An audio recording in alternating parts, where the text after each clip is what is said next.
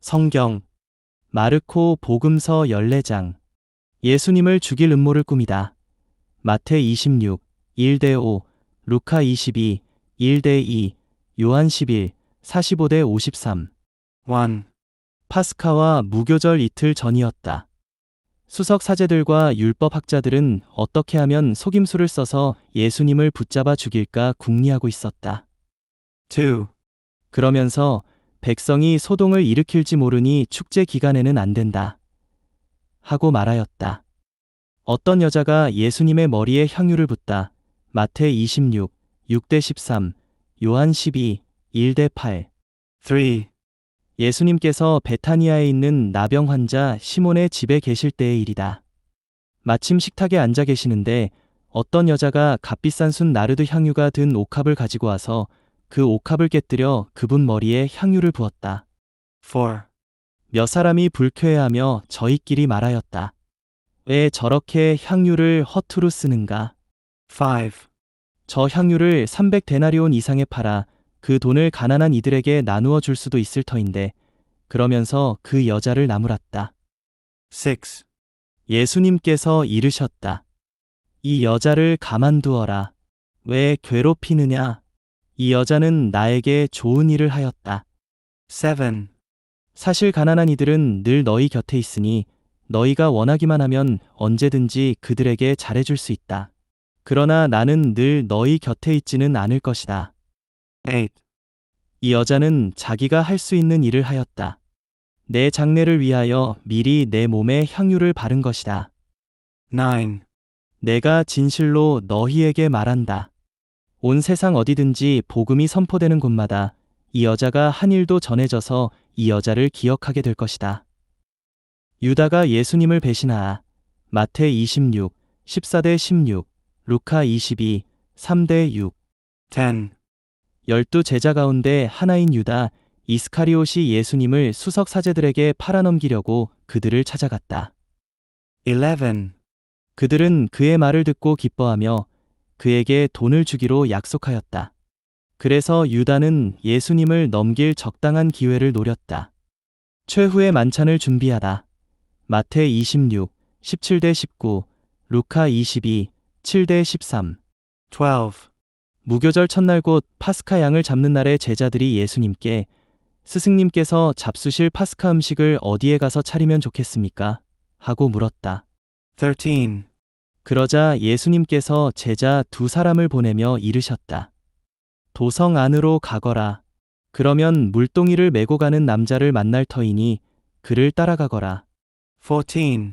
그리고 그가 들어가는 집의 주인에게 스승님께서 내가 제자들과 함께 파스카 음식을 먹을 내 방이 어디 있느냐? 하고 물으십니다. 하여라. 15. 그러면 그 사람이 이미 자리를 깔아 준비된 큰 2층 방을 보여줄 것이다. 거기에다 차려라. 16.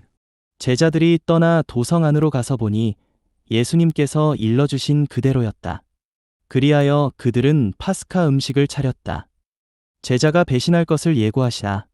마태 26, 20-25, 루카 22, 21-23, 요한 13, 21-30. 17. 저녁 때가 되자 예수님께서 제자들과 함께 그곳으로 가셨다. 18. 그들이 식탁에 앉아 음식을 먹고 있을 때 예수님께서 말씀하셨다. 내가 진실로 너희에게 말한다.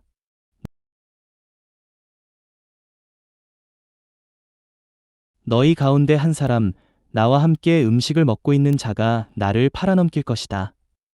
19. 그러자 그들은 근심하며 차례로 저는 아니겠지요. 하고 묻기 시작하였다. 20. 예수님께서 그들에게 이르셨다. 그는 12 가운데 하나로서 나와 함께 같은 대접에 빵을 적시는 사람이다. 21. 사람의 아들은 자기에 관하여 성경에 기록된 대로 떠나간다. 그러나 불행하여라. 사람의 아들을 팔아넘기는 그 사람. 그 사람은 차라리 태어나지 않았더라면 자신에게 더 좋았을 것이다. 성찬례를 제정하시다. 마태 26, 26-30, 루카 22, 14-20, 1코린 11, 23-25. 22. 그들이 음식을 먹고 있을 때에 예수님께서 빵을 들고 찬미를 드리신 다음 그것을 떼어 제자들에게 주시며 말씀하셨다. 받아라. 이는 내 몸이다. 23. 또 잔을 들어 감사를 드리신 다음 제자들에게 주시니 모두 그것을 마셨다. 24. 그때에 예수님께서 그들에게 이르셨다. 이는 많은 사람을 위하여 흘리는 내 계약의 피다. 25. 내가 진실로 너희에게 말한다. 내가 하느님 나라에서 새 포도주를 마실 그날까지 포도나무 열매로 빚은 것을 결코 다시는 마시지 않겠다. 26. 그들은 찬미가를 부르고 나서 올리브산으로 갔다. 베드로가 당신을 모른다고 할 것을 예고하시라. 마태 26, 31대 35, 루카 22, 31대 34, 요한 13, 36대 38. 27. 예수님께서 제자들에게 말씀하셨다. 너희는 모두 떨어져 나갈 것이다. 성경에 내가 목자를 치리니 양들이 흩어지리라고 기록되어 있다. 28. 그러나 나는 되살아나서 너희보다 먼저 갈릴레아로 갈 것이다. 29. 그러자 베드로가 예수님께 말하였다. 모두 떨어져 나갈지라도 저는 그러지 않을 것입니다. 30. 예수님께서 그에게 말씀하셨다. 내가 진실로 너에게 말한다. 오늘 이 밤 닭이 2번 울기 전에 너는 3번이나 나를 모른다고 할 것이다. 31.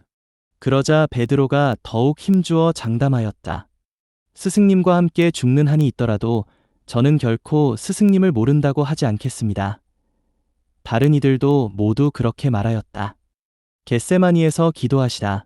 마태 26, 36대 46, 루카 22, 39대 46. 32. 그들은 겟세마니라는 곳으로 갔다. 예수님께서는 제자들에게 내가 기도하는 동안 너희는 여기에 앉아 있어라 하고 말씀하신 다음 33. 베드로와 야고보와 요한을 데리고 가셨다. 그분께서는 공포와 번민에 휩싸이기 시작하셨다. 34. 그래서 그들에게 내 마음이 너무 괴로워 죽을 지경이다. 너희는 여기에 남아서 깨어 있어라 하고 말씀하셨다. 35. 그런 다음 앞으로 조금 나아가 땅에 엎드리시어 하실 수만 있으면 그 시간이 당신을 비켜 가게 해주십사고 기도하시며 36. 이렇게 말씀하셨다. 아빠, 아버지, 아버지께서는 무엇이든 하실 수 있으시니 이 잔을 저에게서 거두어 주십시오. 그러나 제가 원하는 것을 하지 마시고 아버지께서 원하시는 것을 하십시오. 37. 그러고 나서 돌아와 보시니 제자들은 자고 있었다. 그래서 베드로에게 시몬아, 자고 있느냐? 1시간도 깨어 있을 수 없더란 말이냐? 38. 너희는 유혹에 빠지지 않도록 깨어 기도하여라. 마음은 간절하나 몸이 따르지 못한다. 하시고 39. 다시 가셔서 같은 말씀으로 기도하셨다. 40. 그리고 다시 와 보시니 그들은 여전히 눈이 무겁게 내리감겨 자고 있었다. 그래서 제자들은 그분께 무슨 말씀을 드려야 할지 몰랐다. 41. 예수님께서는 3번째 오셔서 그들에게 말씀하셨다. 아직도 자고 있느냐? 아직도 쉬고 있느냐? 이제 되었다. 시간이 되어 사람의 아들은 죄인들의 손에 넘어간다. 42. 일어나 가자. 보라, 나를 팔아넘길 자가 가까이 왔다. 잡히시라. 마태 26, 47대 56, 루카 22, 47대 53, 요한 18, 1대 11. 43. 그러자 곧 예수님께서 아직 말씀하고 계실 때에 12 제자 가운데 하나인 유다가 다가왔다. 그와 함께 수석 사제들과 율법 학자들과 원로들이 보낸 무리도 칼과 몽둥이를 들고 왔다. 44. 그분을 팔아넘길 자는 내가 입맞추는 이가 바로 그 사람이니 그를 붙잡아 잘 끌고 가시오 하고 그들에게 미리 신호를 일러두었다. 45. 그가 와서는 곧바로 예수님께 다가가 스승님 하고 나서 입을 맞추었다. 46. 그러자 그들이 예수님께 손을 대어 그분을 붙잡았다. 47. 그때 곁에 서 있던 이들 가운데 한 사람이 칼을 빼어 대사제의 종을 내리쳐 그의 귀를 잘라버렸다. 48. 예수님께서 나서시어 그들에게 말씀하셨다. 너희는 강도라도 잡을 듯이 칼과 몽둥이를 들고 나를 잡으러 나왔단 말이냐? 49. 내가 날마다 너희와 함께 성전에 있으면서 가르쳤지만 너희는 나를 붙잡지 않았다. 성경 말씀이 이루어지려고 일이 된 것이다. 50. 제자들은 모두 예수님을 버리고 달아났다. 알몸으로 달아난 젊은이. 51. 어떤 젊은이가 알몸에 아마포만 두른 채 그분을 따라갔다.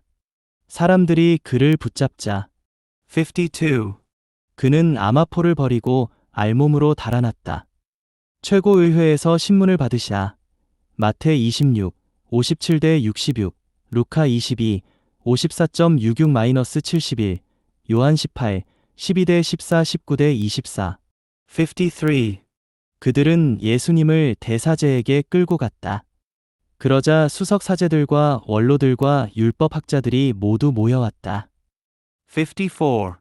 베드로는 멀찍이 떨어져서 예수님을 뒤따라 대사제의 저택 안뜰까지 들어가 시종들과 함께 앉아 불을 쬐고 있었다.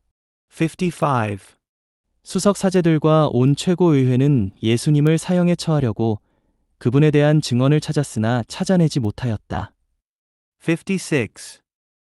사실 많은 사람이 그분께 불리한 거짓 증언을 하였지만 그 증언들이 서로 들어맞지 않았던 것이다. 57. 더러는 나서서 이렇게 거짓 증언을 하기도 하였다. 58. 우리는 저자가 나는 사람 손으로 지은 이 성전을 허물고 손으로 짓지 않는 다른 성전을 사흘 안에 세우겠다고 말하는 것을 들은 적이 있습니다. 59. 그러나 그들의 증언도 서로 들어맞지 않았다. 60. 그러자 대사제가 한가운데로 나서서 예수님께 당신은 아무 대답도 하지 않소? 이 자들이 당신에게 불리한 증언을 하는데 어찌 된 일이오? 하고 물었다. 61. 그러나 예수님께서는 입을 다무신 채 아무 대답도 하지 않으셨다. 대사제는 다시 당신이 찬양받으실 분의 아들 메시아요? 하고 물었다. 62. 예수님께서 대답하셨다. 그렇다. 너희는 사람의 아들이 전능하신 분의 오른쪽에 앉아 있는 것과 하늘의 구름을 타고 오는 것을 볼 것이다. 63. 그러자 대사제가 자기 옷을 찢고 이렇게 말하였다. 이제 우리에게 무슨 증인이 더 필요합니까? 64. 여러분도 하느님을 모독하는 말을 듣지 않았습니까? 여러분의 생각은 어떻습니까? 그들은 모두 예수님께서 사형을 받아야 마땅하다고 단죄하였다. 예수님을 조롱하라. 마태 26, 67-68, 루카 22, 63-65. 65. 어떤 자들은 예수님께 침을 뱉고 그분의 얼굴을 가린 다음 주먹으로 치면서 알아맞혀 보아라 하며 놀려대기 시작하였다. 시종들도 예수님의 뺨을 때렸다. 베드로가 예수님을 모른다고 하라. 마태 26, 69-75, 루카 22, 55-62, 요한 18, 15-18, 25-27. 66. 베드로가 안뜰 아래쪽에 있는데 대사제의 하녀 하나가 와서 67. 불을 쬐고 있는 베드로를 보고 그를 찬찬히 살피면서 말하였다. 당신도 저 나자렛 사람 예수와 함께 있던 사람이지요. 68. 그러자 베드로는 나는 당신이 무슨 말을 하는지 알지도 이해하지도 못하겠소 하고 부인하였다. 그가 바깥들로 나가자 닭이 울었다. 69.